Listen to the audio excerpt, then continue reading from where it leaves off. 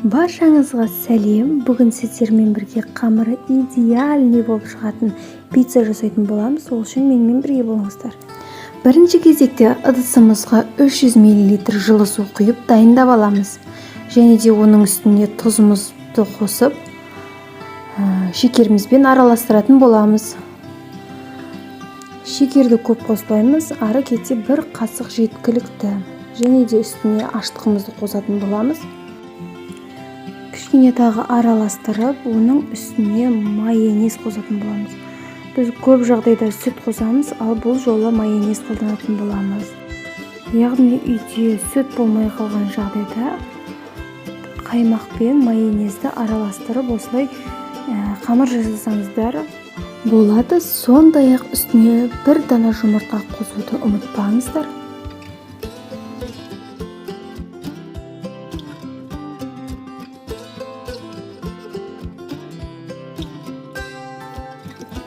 Видеода көріп тұрғандарыңыздай барлығын араластырып аламыз және үстіне ұн қосатын боламыз.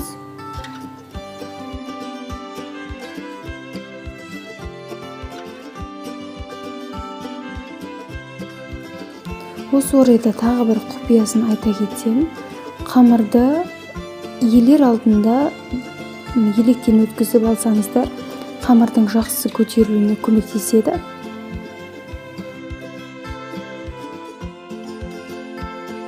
250-300 грамм ұнымызды елеп, қамырымызды жақсылап ұюын қандырып елейтін боламыз. Ұнымызды елеп алғаннан кейін осылай лопаткамен араластырып аламыз, қоюланғанша. Ал сіздерде лопатка болмаса, қасықпен араластыра берсеңіздер.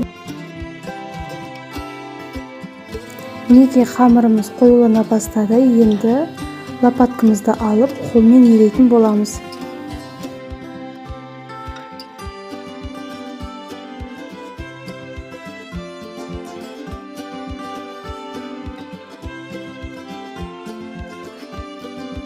Ал бізде мінеки әдемі жұмсақ қамырымыз дайын болды. Елеп болғаннан кейін үстіне осылай пісте май, яғни күнбағыс майын жағып, тағы да елеп жіберсеңіздер, қамырларыңыз одан да әдемі жұмсақ болуына көмектеседі.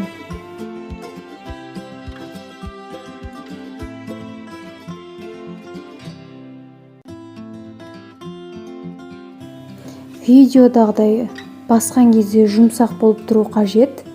Міне тура осындай қамыр елеп аламыз. Келесі кезекте бетін жауып, жарық және жылы жерге қоятын боламыз.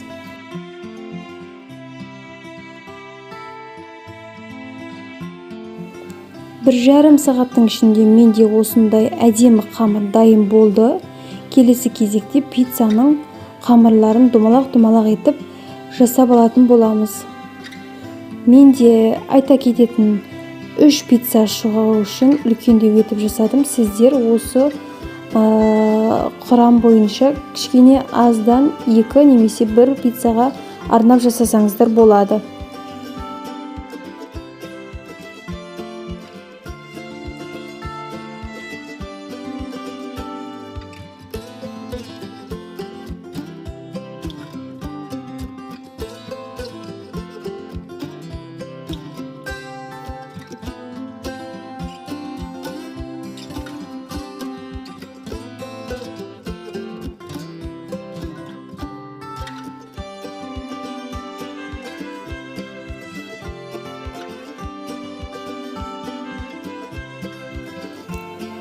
Неге қамырларыңызды қолмен немесе мен сияқты оқтаумен жайып алсаңыздар, жұқа жақсы болып шығады.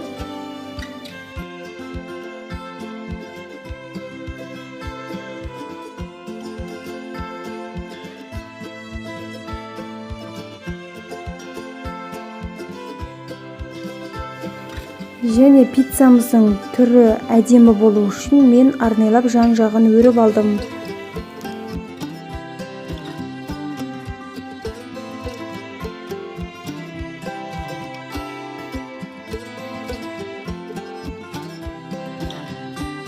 Келесі кезекте майонез бен кетчупты араластырып, соус ретінде қолданамыз.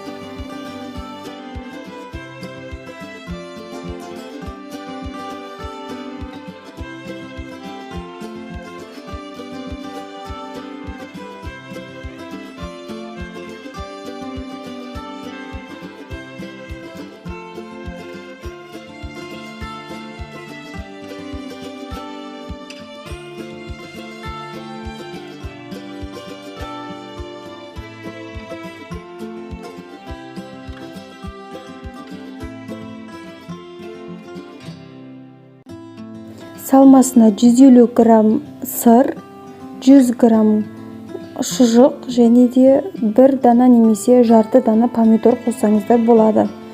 Қалауларыңызға қарай.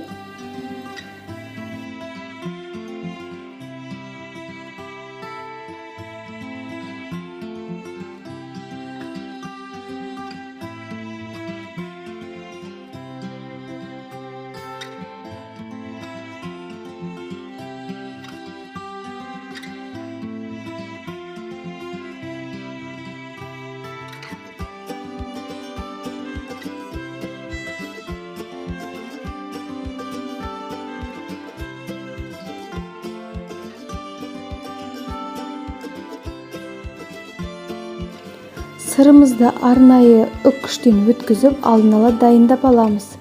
Және де жаңаға дайындаған қамырымыздың бетіне бірінші сырды салып жібереміз.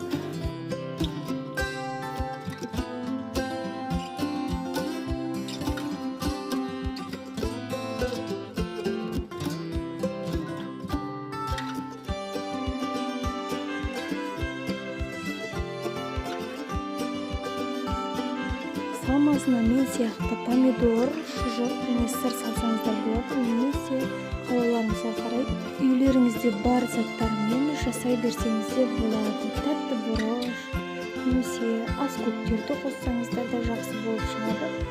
Осы орайда тағы бір құпиясын айта кетсем, дайын болған қамырымызды бетін жауып тағы да жарты сағат немесе 20 минутқа қойып алсаңыздар, қамырларыңыздың воздушный болуына жақсы көмектеседі.